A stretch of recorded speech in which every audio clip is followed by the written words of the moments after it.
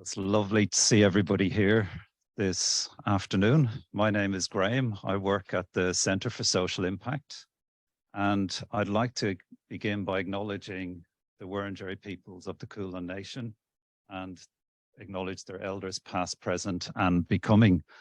And in acknowledging country, I'd also like to welcome each and every one of you for making the effort to come along today to our first seminar series today.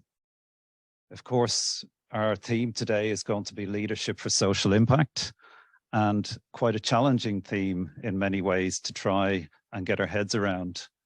And to look at that theme, we're joined by a number of fabulous speakers who've put a great deal of effort into bringing this program to us today.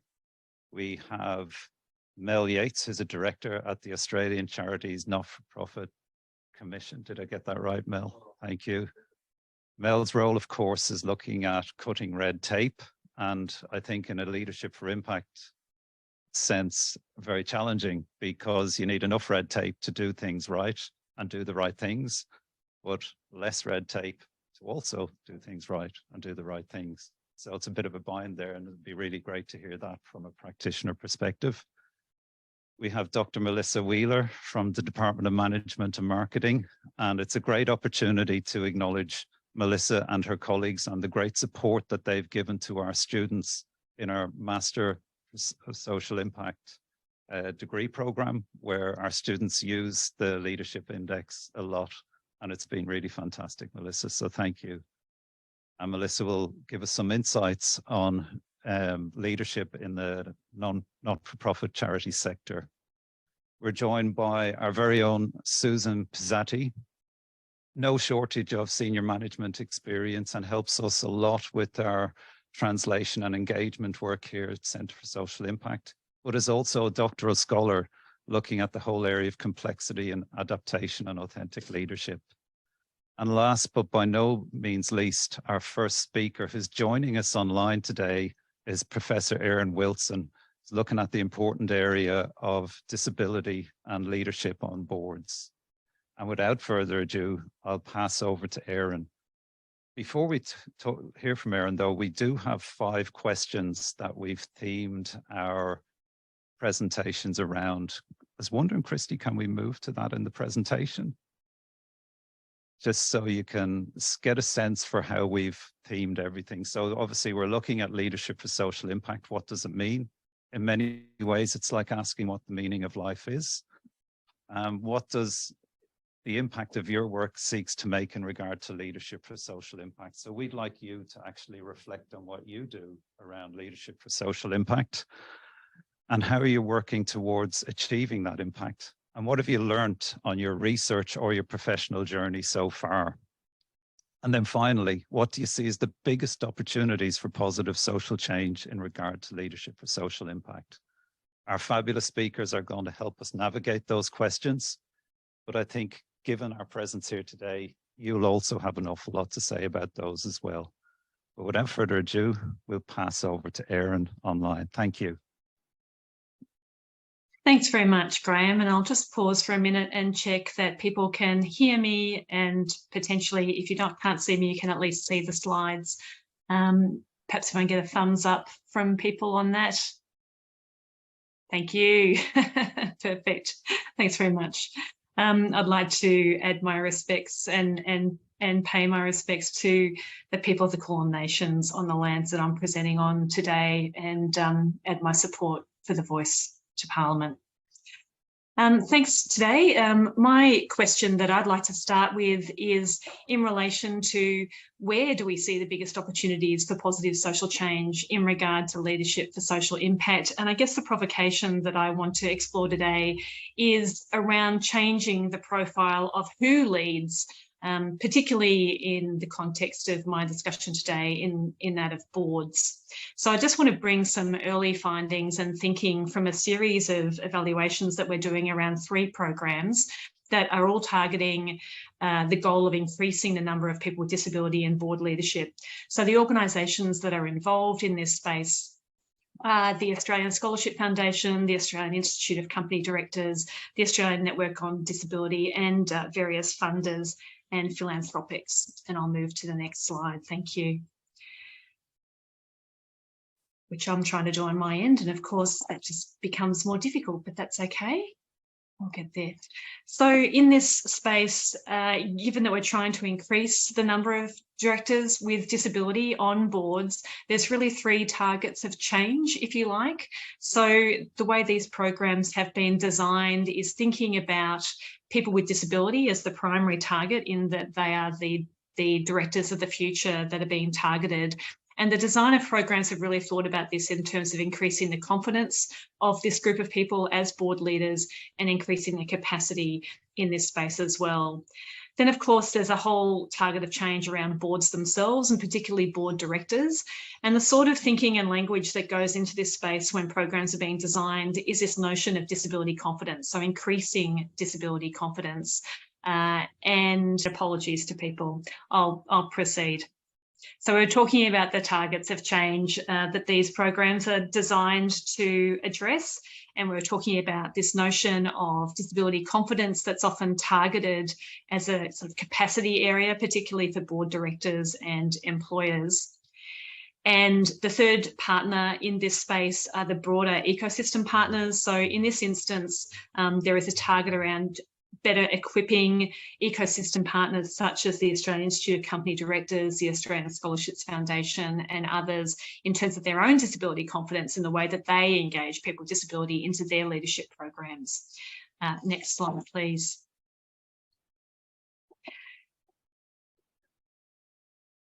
So the next slide's coming, but essentially we have 3 programs, as I mentioned, and they all have a slightly different take on things.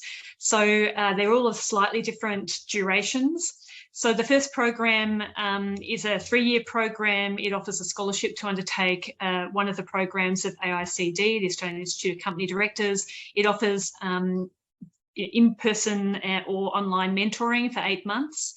And there's also training components for mentors and company directors, and additional workshops for scholars with disability. That's a similar kind of program design for the second program, which is only 2 years, but the second program doesn't have a mentoring component and lessens those other sorts of training activities. And the third program design, interestingly, has no course, but has mentoring and some other leadership activities. So it's a really interesting comparative design study. And the next slide, please. Thank you. What we're hearing from the first year of this set of programs being run is views from both mentors and from scholars, and I won't give you all the data, I just want to pick up on some of the interesting points. So mentors and directors are still reporting barriers to welcoming people with disability onto boards, and this is a set of barriers that have been coalesced from the data to date. So they're still finding that there's a lack of knowledge and understanding around the benefits of inclusion and diversity and how to achieve it. There's a lack of awareness, particularly of the needs of directors with disability and of the potential solutions and of the barriers. I call that one out because I'm going to return to that one. There's a lack of confidence in boards and companies. There's fear of saying and doing the wrong thing. There's a lack of exposure and experience. There's a lack of access and networks. And again, I'm going to call this one out because I want to return to this theme. There's a lack of empathy among boards. There's problems with board recruitment processes. And there's issues around experience and trust, particularly linking to that former point around recruitment processes, in that selections are often made through trusted networks. And this often means that, you know, people with disability are not in those networks with board directors. We can move to the next slide. Scholars with disability have also reported their experiences from the program to date. And interestingly, when they report what have been the biggest benefits or changes or outcomes for them from these programs, the area that they're reporting in is around pathways. So it's around knowledge of available pathways. And similarly, the area where they feel they still have the lowest self-rating in terms of this, of all outcomes, is similarly in this space. It's around having issues with their own director networks. So all of this is calling out not so much issues of capacity, but issues of networking through into these leadership roles. So it's who you know, how to get in there, what are the pathways and channels to get through into these roles. And interestingly, on the other side, one of the reasons that directors wanted to become mentors of people with disability in these programs was to connect to a talent pool of people with disabilities. So there's a clear disconnect around talent pool and access. Next slide, please. To sum up some of the issues that directors with disability or people who want to be directors with disability are speaking about, one says it's really highlighting and then dismantling ableist attitudes and practices. There are practical things around creating safer environments. The board needs to do work on inclusion before diverse people join, not expect them to do all the work themselves. They need to logistically support access, ensuring people are supported in the role, chairing meetings effectively to improve participation. I also think that attitudes toward capacity of disabled people to contribute need to be addressed. Now, all of these things get encompassed in a model that we've been building. Next slide, please. It's my final slide. Around a theoretical model about what is this thing that we're calling disability confidence. And we see this talked about at all levels of the ecosystem really, but particularly in these leadership arenas where directors and boards don't feel that they have disability confidence, and so therefore they don't proceed down this path. So when we look at theoretical models of behaviour change, and here we're drawing on a theory of planned behaviour, which is a well-established model in that space, it's essentially calling on three particular things. And we've put a lot of focus on the first of these, which is around changing attitudes of employers, or in this instance of boards and company directors.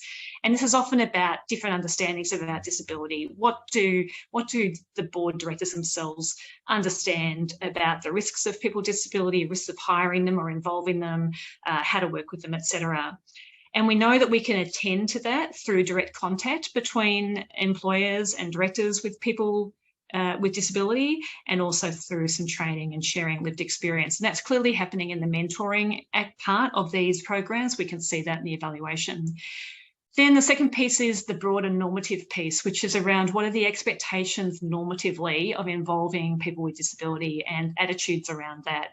We don't really have a clear normative space in relation to board leadership. It's really evolving. So it's not an expectation that boards should, equally think about involving people with disabilities. So it's something that we need to work on. And finally, the piece that's often neglected is this piece here called control over action. It's actually your ability to enact the intention that you have. So the first two pieces build intention. The third piece builds the action. And here it goes back to that issue about understanding what the barriers to involvement and inclusion are, and having clear strategies to address those barriers, and also having the authority to implement those strategies and the resources to implement those strategies. So this is the piece that we're finding across all of our work in disability employment and in board leadership that's really lacking. So it's really where the rubber hits the road. And particularly here, I think we can see that one of the issues in this space for board leadership is around those networks. It's the barrier of networks and the strategy of how to address that. And none of these programs at the moment is doing that piece of work. So I'm going to leave that there. It's a bit of a challenge for the future. Thanks very much.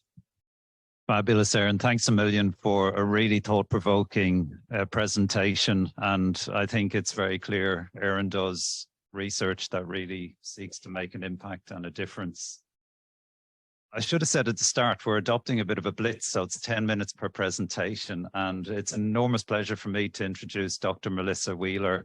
Again, as I said at the start, a fabulous colleague and somebody who's doing brilliant work in the leadership space and actually giving us some data to really understand leadership and unpack it a little bit more. And it's fabulous to have you with us here today, Melissa. Thank you. Well, Graham, I'm really glad to hear that you're continuing to use some of our data within your class and sharing that with students. And one of the things that we love to do is kind of increase that conversation about what good leadership is, what strong leadership, what leadership with integrity means. And you're communicating that to our next round of potential leaders. So thank you, Graham. So do I need the clicker, or I'll just press the button? Okay, I'm going to press the, oh, you're going to. Yeah, it's not on there. It's on the Okay. Or you can use a clicker. Thank you. I'll let you press it. So what I'm going to, I think, tackle today is perhaps the third or fourth question, which was what surprised you or what have you learned from the research that you've done? So of all the guiding questions, I think that my presentation will tackle that. And I'm going to borrow heavily on a recent report that we published about leadership in the charity sector, which came out just about 1 month ago. Thanks, Christy. So before I get into the results of our report here, I'll tell you a little bit about the Australian Leadership Index and the kind of work that we do. So we do focus on leadership for the greater good. And while that is a little bit of a tricky concept to define, we're working on it constantly, but it has a lot of similarities with leading for social impact, in that we're looking at how do you deliver the kind of leadership to the people who need it. And sometimes it's not just about the majority, which the greater good would somehow, it does have that utilitarian context, but I think social impact would be even a little bit more targeted about thinking about groups that have experienced disadvantage. But back to leadership for the greater good. Like I was saying before, one of the things that we really want to do is be part of that national conversation. We spend a lot of time spruiking our results on social media to kind of get people talking. What's happening in the news, and what are the public perceptions of different institutions that are showing leadership for the greater good at different time points? So we have longitudinal data from 2018 until currently, until still now. And what that allows us to do is to look at kind of external factors that might be causing differences in public perceptions towards different institutions. So if you take, for example, the bushfires of 2019 and the start of COVID in 2020, we looked at public perceptions of the federal government, and they were quite poor following the bushfire disasters and quite strong following the start of the COVID pandemic. Now, those did drop as the pandemic went on, but I think that's kind of showing the response to the bushfire crisis, or the lack of response, that lack of integrity or demonstration of integrity, of contributing to the people and to society. But then we saw the flip side of that in that great time of uncertainty at the start of COVID. People did feel a sense of solidarity, I think, and a sense that the federal government had a plan and was looking out for them. And so our data allows us to capture these fluctuations and to look at specific institutions in particular, which is what we've done for the charity sector in what I'm going to present to you today. And I do want to acknowledge too, one, that my co-founder partners are Sam Wilson and Vlad Demsar at the University of Swinburne University, and that we are graciously supported by the Graham Foundation since 2018. Next one, please, Christy. So looking at the charity sector in particular, I want to first highlight that the charity sector is very well received by the public. The charity sector is not only strong when it comes to showing leadership for the greater good, which is our broader category, but also our 3 drivers of leadership for the greater good, which are integrity, contribution, and competence. So integrity is all those aspects of being transparent, of leading with ethical intentions, whereas, and honesty as well, whereas contribution is, what are you giving back? What are you giving to your employees? What are you giving to the people, to society, to people in need? And competence is, how efficiently are you doing so? And some of that is, how much are you living up to the vision and the mission that you have? And yeah, just, I guess there's that confidence that you're going to be able to do what you're saying that you're doing. So compared to our national benchmark, the charity sector is performing very strongly. And really, there's not a lot of fluctuation in this over time. The charity sector is always quite strong. And of course, we could interpret that to say most people probably have positive attitudes about what the charity sector does. And it's already a sector that's meant to be giving back and performing with integrity. So maybe unsurprising, but still great to see. And I should point out too that these numbers are from about the last year, October 2021 to December 2022. That's when this data was captured. So when we're looking at integrity and competence, 2 dimensions in particular, we're drawing on the stereotype content model, which is a social psychological theory about how we form impressions of people when we first meet them. And we usually assess them on how warm they are and how competent they are. And the warmth perceptions usually come very quickly, as you might imagine. And so here we're using integrity as kind of a proxy for warmth.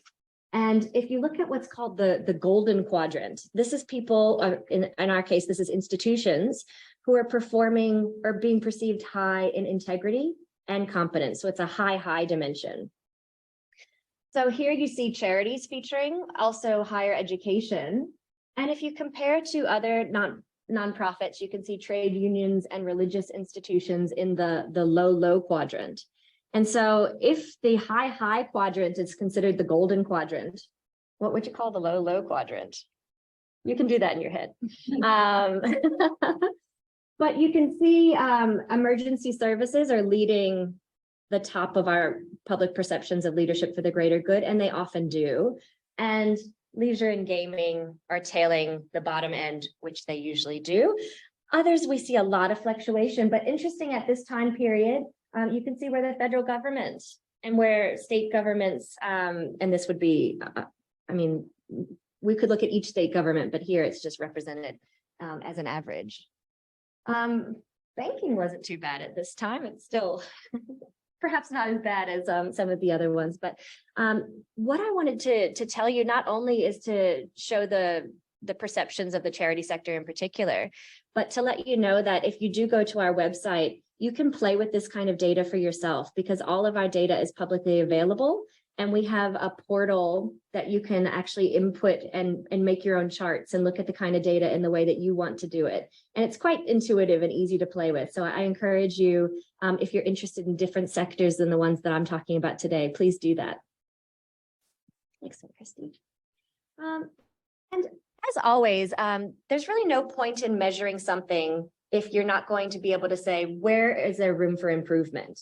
And I think it's those institutions that are showing leadership for the greater good that are willing to be open and listen to what the public is expecting and what they feel like they're not getting delivered where they thought that they should. And so in terms of integrity, just some recommendations are about focusing on communicating the charity's honest intentions and purpose. So while they might have that integrity, part of it is about signaling it as well so that others can see it. Enhancing the transparency of decisions. And in terms of competence, we have things like, in a similar fashion, communicating the operational efficiency. So that's if you're giving money to a charity, you also want to know that they're doing good things efficiently with the money that you're giving them. And one area of contribution, which I thought was interesting, one of the lower scores in the charity sector was around leadership for the greater good around technological innovation. So perhaps that's just because people don't really have an idea of what the charity sector is doing in terms of technological innovation. And I have to say, I don't myself. But if we were providing a list of things for the sector to think about, that was one of the lowest rating scores. So I'll leave it there and I will pass to the next person before we get to the panel. Thanks a million, Melissa. Fabulous. And I really would encourage everybody to jump online and dive into the ALI, the Australian Leadership Index. It's a great tool. There's lots of data there, and it is almost a bit like quicksand. You put one foot in, you sink a little, and then the further you try and go, you go deeper and deeper and deeper. And it's only building more data as we go. So get involved. It's a really, really great tool. It's fabulous.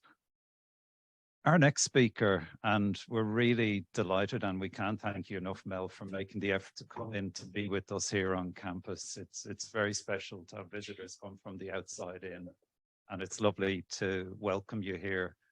I love the fact that we talk about innovative teaching techniques. We talk about flipping the classroom, but many of us as academics, we can't actually move away from the comfort of our slide decks. And it's really brilliant that as a practitioner comes in and doesn't have slide decks for us today, which I think is really, really fabulous. Can we welcome Mel, please? Thank you. Okay, perfect. We're good to go. So I just also want to extend my acknowledgement to the traditional owners of the lands on which we meet. I personally commit myself to furthering reconciliation in Australia. So leadership in the context of charities. Leadership is central in the sense that the ACNC, as the national regulator of charities, we are entrusted to administer a series of legislative instruments that relate to governance of charities. So we have a set of governance standards, which are mandatory for most charities. We also have a set of external conduct standards for those charitable organisations that operate internationally, either directly or they're sending funds overseas. So we're very, very interested in making sure that charities are well governed. And so that really does take strong, effective leadership by charitable organisations, particularly the board members, the responsible people, those who are making the decisions, setting the strategies and calling the shots for organisations. The charity sector is economically significant. It employs around 10% of Australia's workforce. In terms of the revenue that flows through to the sector, it is nearing, it's not quite, but it's nearing $200 billion per annum. So it's very, very large in the terms of the economic scale that it has. And we know that around half of charities do not have any paid staff. They are run purely by volunteers. And we also know there is a very large number of very small organisations that are charities. There's also a very small number of very large organisations, of which Swinburne University is one, who are charitable institutions who have a significant amount of resources under its control. So I guess in that context, it's very, very important. It's core to the effective running of an organisation that the leadership is making sure that it is thinking about its governance requirements, its obligations. It is thinking about how it is using the resources that are entrusted to the organisation. It is thinking about sustainability.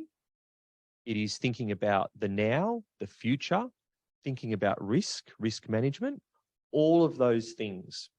So the ACNC has three specific legislative objects. They are trust and confidence in charities, sustaining and supporting an independent, vibrant, robust sector, as well as cutting red tape. Now, it's really interesting that we've already had references to trust and confidence. And in terms of my earlier points, making sure that the sector is able to be sustainable, it is innovative, it's independent, it's vibrant, and it's robust. All of these things require the contribution of very strong and arguably adaptive leadership. Now, I will just touch on, I know we had those guiding questions, and I guess from the ACNC organisational perspective, one of our key roles is to operate within the ecosystem of charities in Australia. Yes, we have a regulator hat on and we do take action where we need to, where beneficiaries are at risk or where resources are at risk, or we're aware of concerns about how an organisation is being run. We always take the approach first and foremost that we want to work with an organisation to try and help it get back, as I say, on the tram tracks, heading in the right direction, so it is effectively governed and the concerns that were raised can be addressed. There is always a very small number of organisations who will not cooperate, who may be, I guess, operating under the guise of a charity when really the intent was never a charitable enterprise. And so we take action, swift action, where we need to, and we revoke those organisations, because it only takes one or two rotten apples to spoil a barrel, if I use a very old saying. It's the same in terms of charities. Charities are held in high regard, and we've seen that from the research that we've already explored today. Charities are held in very high regard. So when charities do the wrong thing, it can really tarnish the broader sector. Now, in terms of, I guess, our contribution to the ecosystem, we have worked to reduce red tape for charitable organisations. So we've worked with each state and territory government to remove duplicated reporting so that charitable entities do not have to report twice to the Commonwealth, to us, as well as a state or territory regulator. We collect the information that our state or territory counterparts require, and we share that back with them. So we're trying to remove that unnecessary regulatory burden where possible, noting, as was said earlier, that some regulation is necessary. So compliance with the governance standards, making sure that we have a publicly available register where people can look up information about charitable organisations. They can look up contact details. They can look up where a charity operates, who the responsible people are that are board members or trustees for a charity. They can look up financial information, annual information statements. They can look up information about the tax concessions that a charity is entitled to in terms of its charitable subtypes, in terms of its governing document, the constitution that enshrines the activities and the purposes of a charity. All of those things are available. There are a small number which are withheld for specific reasons, but it's quite a high bar that needs to be met for that information to be withheld. So I guess in this context, we are working to try to support leadership for social impact by helping to regulate and watch over the ecosystem, but specifically try to make resources available to help leaders understand what they are required to comply with. We've recently launched a Governing Charities online learning program, which is 12 modules, where we have designed that specifically for those smaller organisations, perhaps kitchen table entities that are starting to grow and take that next step to become a little bit more sophisticated. And that's where we see, anecdotally, the issues with governance. Someone has a passion, there's that initial spark, they want to start a charity, they want to do good, and so there's this real enthusiasm and passion. And after a couple of years, it starts to wane. Potentially there could be founders syndrome at play, but what we see is those organisations that are aware and in tune to that and start to think about developing a plan, a strategy that they can employ to achieve their charitable purpose, thinking about the leadership that they require, we find that those type of organisations are successful. They break through that wane in momentum and they keep furthering, they grow, and they end up becoming successful charitable organisations. So we're targeting that sort of group of entities with this online learning program. We offer webinars, podcasts, we offer fact sheets, templates, tools and resources that hopefully will support charities and those charged with governance to be able to understand what their obligations are and use those tools in order to further their charitable purpose, knowing that the organisation is being effectively run, is being transparently run, they're in tune and mindful for things like conflicts of interest, which is, by way of convenience, is a new reporting requirement which will begin this year from July. Charities will need to report their related party transactions regardless of size. So this was a change that was made by government after the ACNC legislation review several years ago. So these things take time, but the interest in adding this as a reporting requirement is to make sure that organisations are not run for private benefit. Charities must be for public benefit. So there is a real nexus in making sure that those organisations are disclosing relevant related party transactions to help further trust and confidence in the charitable sector. I do also want to mention that we do make data available.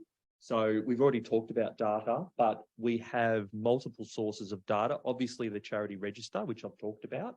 We also publish data sets to data.gov.au. Why do we do that?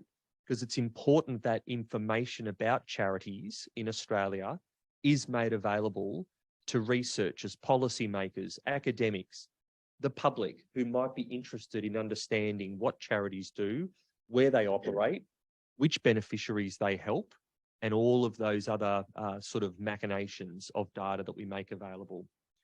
We have information about public trust and confidence in charities.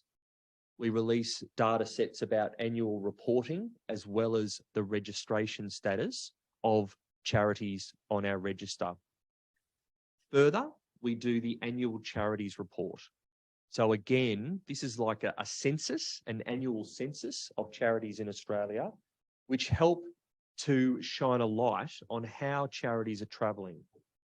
This helps with understanding where the sector is going, the challenges that the sector face.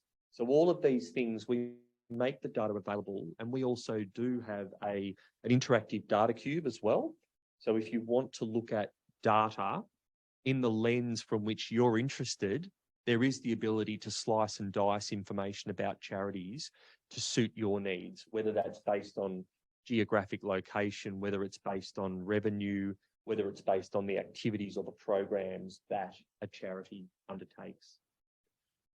So I guess all of what I've talked about today is really centred on us trying to provide support, trying to provide tools, trying to help charities navigate the maze of obligations that they have. And we're well aware that there is a maze of regulatory obligations, and there continues to be recommendations from royal commissions. There continues to be new regulations imposed by different tiers of government. And that regulation is coming in for a reason, but we are always very, very, very aware of the cumulative effect of regulation on charities.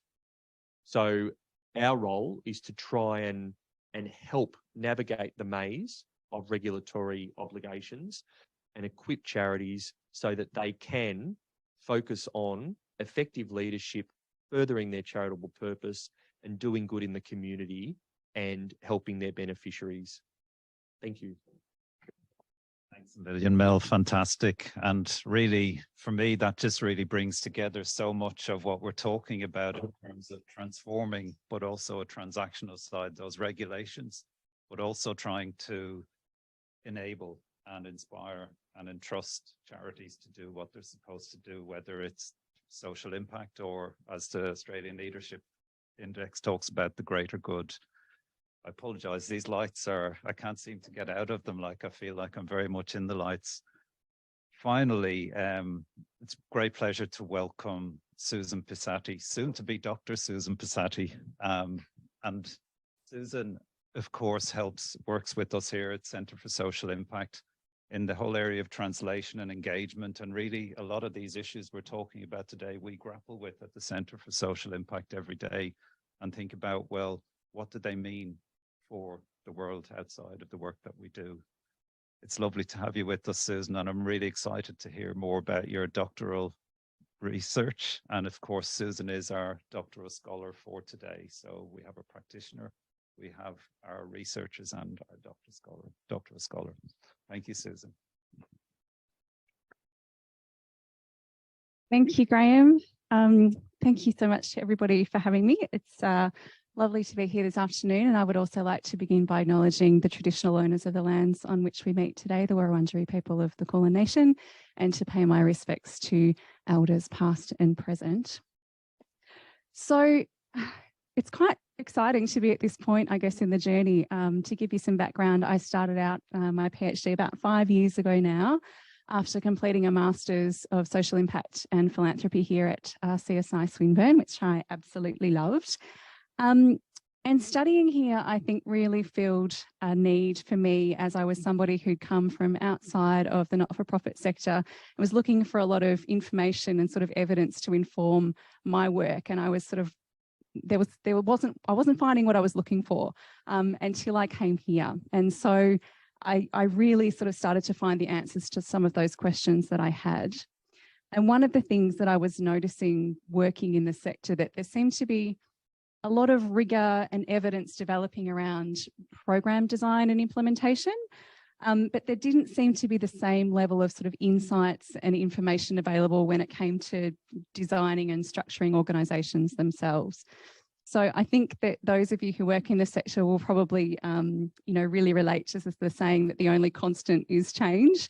But it was really difficult, I found, to find the evidence I was looking for about what works or what doesn't work when it comes to making changes to the design of a charity or a not-for-profit organisation. So I got curious and I got to work. And 5 years later, after a lot of reading and a lot of really interesting conversations, here we are today. Next slide, please, Christy.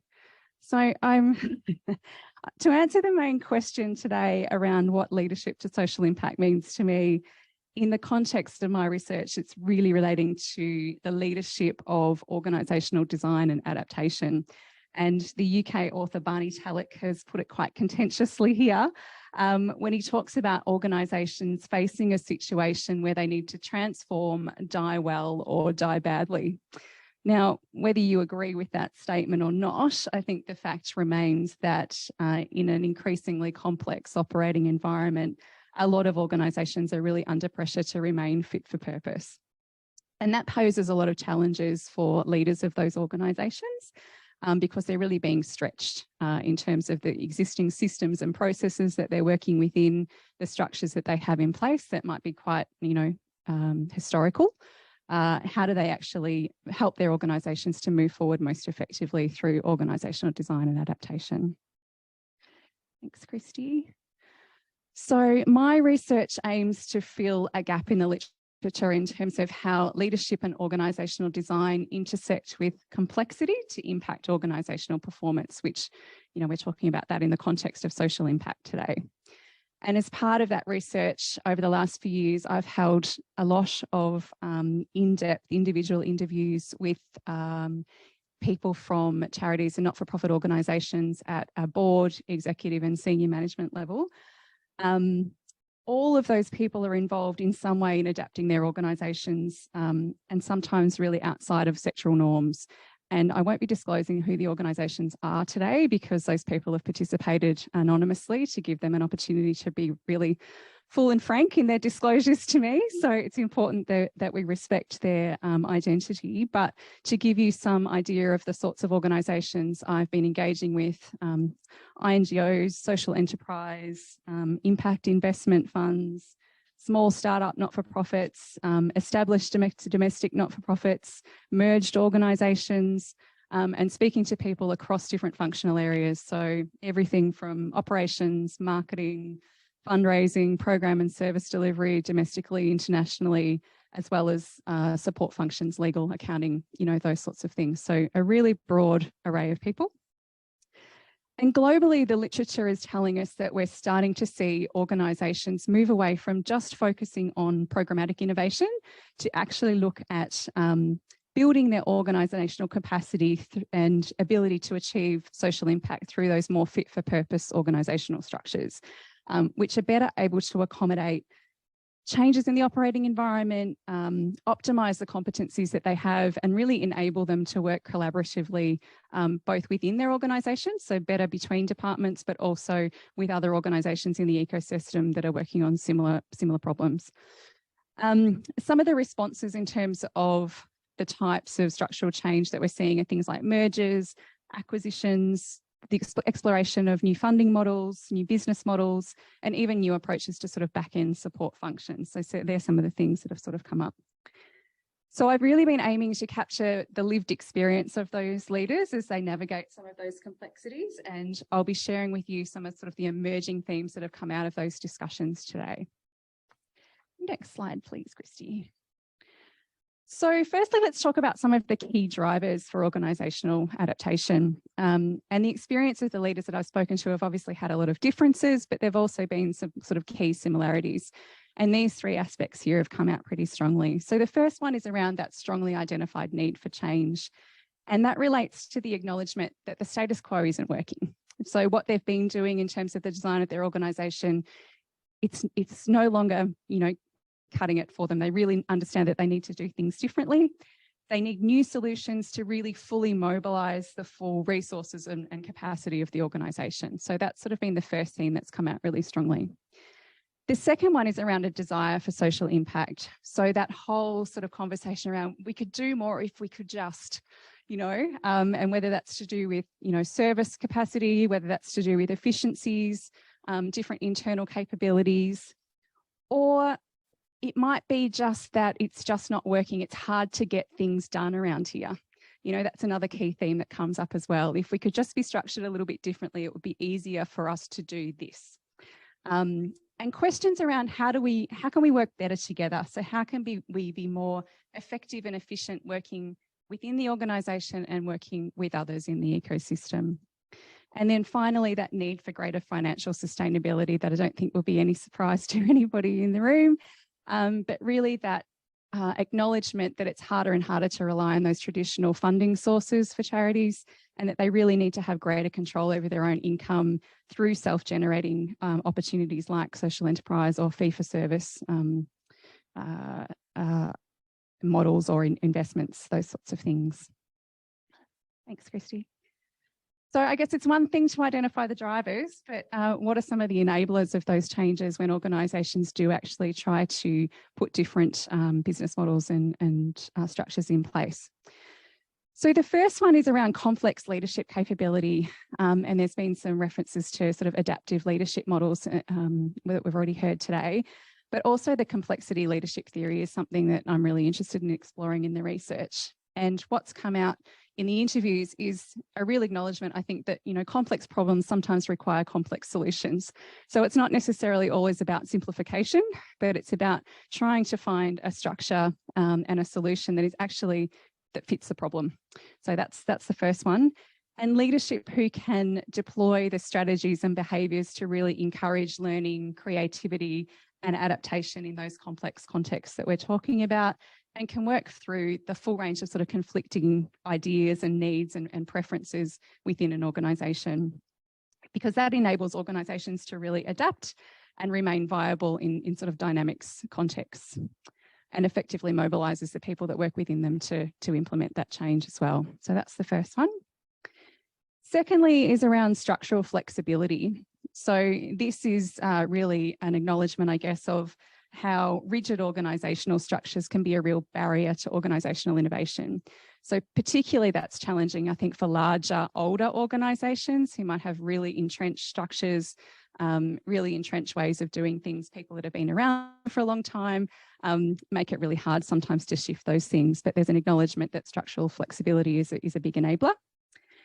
The third one is around shared strategic objectives, and this might sound quite obvious, but this is particularly important in the context of collaboration, and that's collaboration both internally, so where you might have different parts of a large organisation with, seemingly quite different objectives, but making sure that they can still find some common ground really easily, or when there are collaborations outside of the organisation that need to occur, how do you make sure that you've got that shared strategic intent?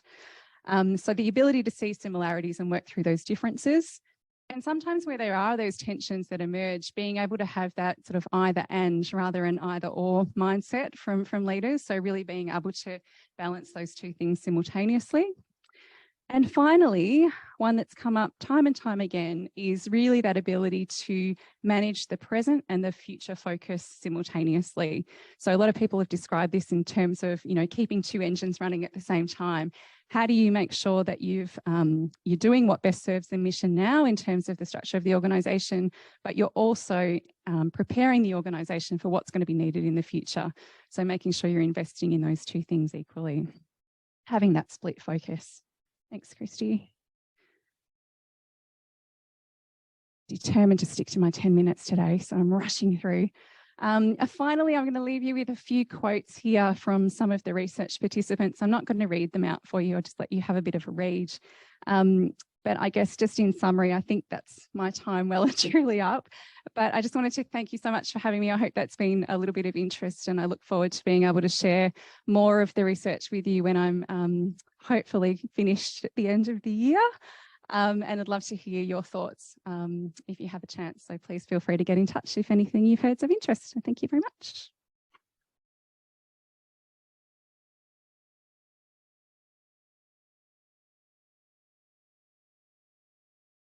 Thanks a million, Susan. Fantastic work, and really excited to see the outcome from your PhD, because I love the emphasis on enablers and drivers, because I think the tensions between both of those is something that I see across all of the presentations, where we see leadership is complex. And I think for me, I tend to break it into three constituent parts, where we have our leaders engaging in the act of leading and resulting in leadership. And it's something that's very personal to our own values, attitudes, and norms very often. And that's why I feel when we talk about leadership for social impact, we'll all have a different perspective on what that ought to be, good, bad, and indifferent. And I think that's what makes the study and the practice very exciting, but no less challenging as well. I'm sure, like me, you've got plenty of questions that you'd like to ask our fabulous guests today. Has anybody got any lead-off questions that they came to mind, came to the surface as you listened to the presentations? Yes, please. Julie will bring the mic. Thank you. My name's Yolanda Vega. I'm a PhD candidate here at Swinburne. In regards to the information that was presented by Professor Erin Wilson, I'm curious to better understand how we can continue fighting to get more diverse people on boards, considering the amount of work and the scholarships that the federal government and other entities have provided to get women on boards, which are the majority of the population in Australia anyway, and yet we are still fighting to get a small percentage of women on boards. And I'm talking both not-for-profit and profit organisations, although I am aware that there are far more women on not-for-profit organisations. And my second question was to Mel. Could you perhaps just talk a little bit more or expand on the related party transactions, please? Thank you. Thanks, it's Erin here. I'll take the first part of that. The good question. Of course, it makes us think immediately about quotas and mandating and sticks and carrots. Of course, interestingly, in both cases, we have incredibly competent people. And so part of it is about changing the perception of that competence. In our study, that was one of the very interesting things, was that people with disability already have significant experience in boards, often as CEOs of quite major organisations. So it's not necessarily an issue of competence at all, as we know, with women. So it's a very good point. Yes, worth considering in terms of quotas, and I'll hand over for the second part of that question. Thanks for the question. So when the independent review was undertaken of our legislation several years ago, one of the recommendations was that all charities should report related party transactions. So, and that irrespective of size. So under our reporting framework, it's only medium and large organisations that have to prepare financial statements. Traditionally, financial statements are where related party transaction disclosures are made, but this spills over into the smaller sized entity as well, that is with revenue less than 500,000 per annum. So the vast bulk of charities in Australia fit within the small category. So all sized entities will need to report related party transactions. We've just done some consultation, which closed recently, on how we will approach that. I think we're very mindful that this is complex for charities. It is problematic. Related party transactions are very common. They tend to be from our experience with the charities that are not being governed effectively, related party transactions tend to be poorly managed. So the idea is that by introducing this reporting requirement, hopefully it will increase transparency. It will identify entities that are at risk of providing private benefit. So that's some of the context and the background. How we actually implement that, we're still determining, but we want to try and make it as simple as possible. So stay tuned for how that actually eventuates. Does that give you enough information? Great. Thanks a million, Mel. And it's funny too how the word complexity just keeps popping up and arising with anything to do with leadership for social impact.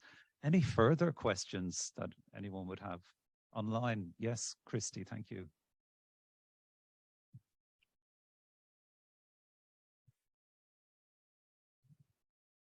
This question's for Melissa. Charities score highly on integrity and competence, but there are some noted areas for continued effort, such as transparency in decision-making and clear communication. What could different types of organisations, such as businesses, social enterprise, and traditional charitable organisations, perhaps learn from each other in how leadership is done?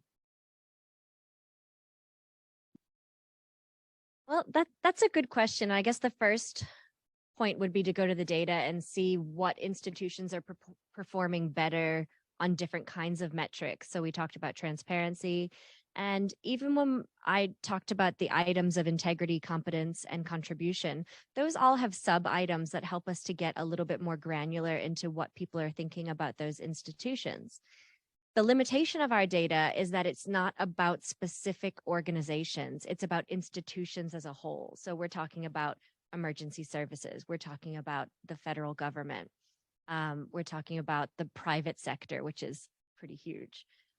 So I guess for a really granular look at what each could learn from each other, what would really help, I think, is as knowing what the exemplars are in each of the institutions. So if there was an exemplar in the charity sector that we could go to their website and see how they're communicating their vision. What is their vision? You know, what maybe how are they talking about diversity in their organization? How are they talking about protecting the people that they employ or the community and more broadly? So we don't yet have that data, but that's quite a good suggestion if we could find some of those exemplars to share with other people to say, look, this institution is doing something really well. And in particular, this is an example or an exemplar of what we could learn. So thank you for the question. We probably have time for a couple of very fast another couple of questions. Anybody else have a thought or a query, comment? You're saying that as me, Graham, as you're looking at me knowing that I'm never fast. And so thank you all so much for participating in this seminar. It's really exciting. So I'm Libby Ward-Christie, the Director of the Centre for Social Impact at Swinburne, and I'm enormously grateful for your time and also you know, this opportunity to bring together practice and scholarship and research is really exciting in terms of what we do. I thought it was really interesting in that when you were all speaking that the predominant sort of level of focus, obviously, around in your discussion, Susan, you touched on the other, but there's a potential tension, I think, in the organisational leadership, governance, compliance potentially, and actually the true creation of social impact at a systems level. So this idea that actually what an organisation might be doing to govern well or even lead well for their organisation may not always be in the interests of creating true social change and social impact. So I'd just be interested in some further reflections on that. Susan, I know you sort of mentioned the ecosystem piece and how that's solved, but you think about things like an organisation that's potentially their board is fulfilling their fiduciary duties of trying to make sure that they're financially sustainable, for example, or even grow their sustainability, but that may be at the cost of actually creating activity or doing or collaborating with other organisations or allowing resources to flow to other organisations in a way that actually is addressing issues at a systems level. So thanks a million, Libby, for a great question. Anybody like to tackle that one? Oh, great, Susan, thank you. Morning, Liv. Thanks for that. I'm awake now. I think it's a great question, and it's interesting. You make a really good point in terms of the role of leadership, and we typically think of boards in particular as having those sort of fiduciary and governance and regulatory responsibilities. But I think more and more we're seeing a discussion around the social responsibility as well, and really bringing that to the table. And there's an interesting paper came out recently by Christy Muir and Shamal Das talking about exactly that, and how can we better equip boards in particular to make sure that that social question is really at the heart of their role and responsibility. Because you're right, I think there are some cases where, you know, keeping the organisation financially fit and healthy and you know, being able to continue is not necessarily the same thing as you know, affecting the problem. So I think the ability of boards to be able to hold those two things together and to have the awareness and the skills and to keep questioning each other around that is really important. So I don't know whether that answers your question, but there's a few examples there. Thanks, Susan. Anybody? Melissa? I recently attended a conference. It was the Ethical Enterprise Conference. And the focus was not so much on charities, but on social enterprise. And while I thought I knew a bit about social enterprise, yes, I went and talked at the conference without knowing a lot. Hey, that happens. But what I learned, I think, was that contributing and for-purpose organizations are not just about doing good.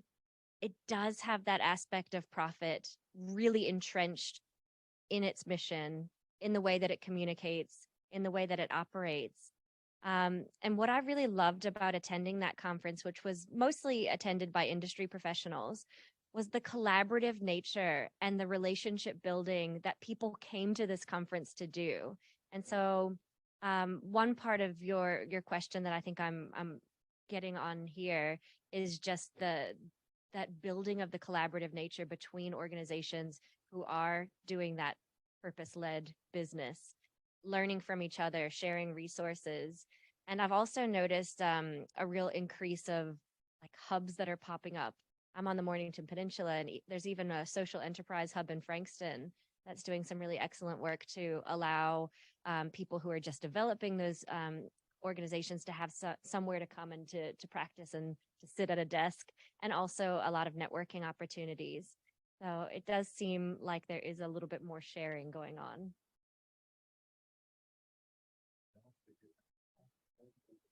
The only contribution I'll add is that we are very mindful that for every dollar that's invested in governance is a dollar that's taken away from the cause. But what we've tried to do is participate in that discussion and say that you've got to have both.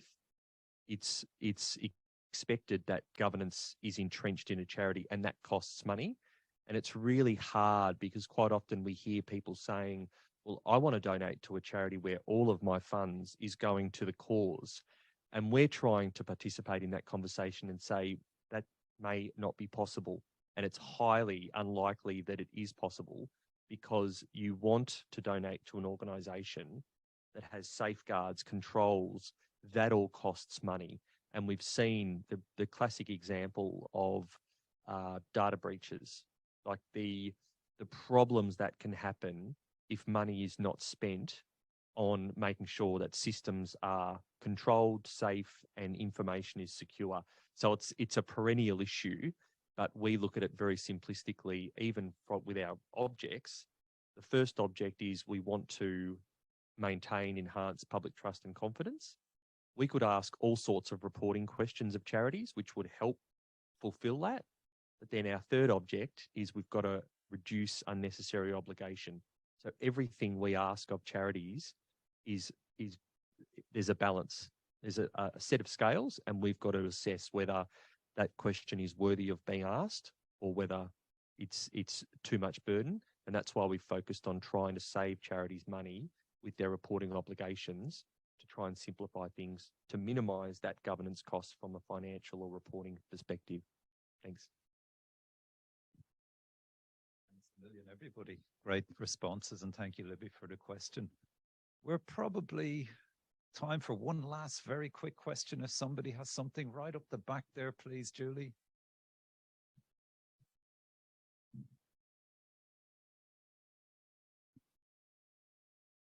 Hi, I have actually so many questions, but I'm just going to keep it to one. It's for Mel. It's just in relation to compliance, and I suppose it does relate a little bit to Libby's question as well, which is just that charities, they're doing so much, and I know that the ACNC is trying to regulate and do all that you can, and a lot of it does come down to trust, but that trust also is in that there's a regulator that's doing all you can to ensure that there aren't sort of dodgy things happening, I suppose, so that the rest of the public can trust in that charity.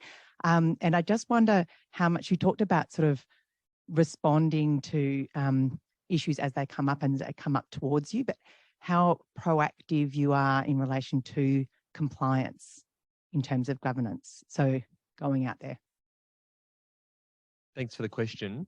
We're trying to touch more organisations, but trying to touch them in softer ways. So we've developed tools and products like our self-evaluation toolkit, where a charity can look at their governance structures and do a bit of a self-assessment. How are we tracking in terms of meeting governance standards, meeting these key requirements? And it's a good tool because it can signpost that actually we're a bit weak in this area. We probably should invest in that. So we've tried to be proactive in that sense. So we're developing different compliance tools so that we don't have to investigate. We don't have to do a full-scale review, but we have some comfort that more organisations are going through this process. So it's trying to make the most of the resources we have. We're a small government organisation. We can't look at all of the complaints that we receive. That's just not practical. And what we find is we do receive vexatious complaints.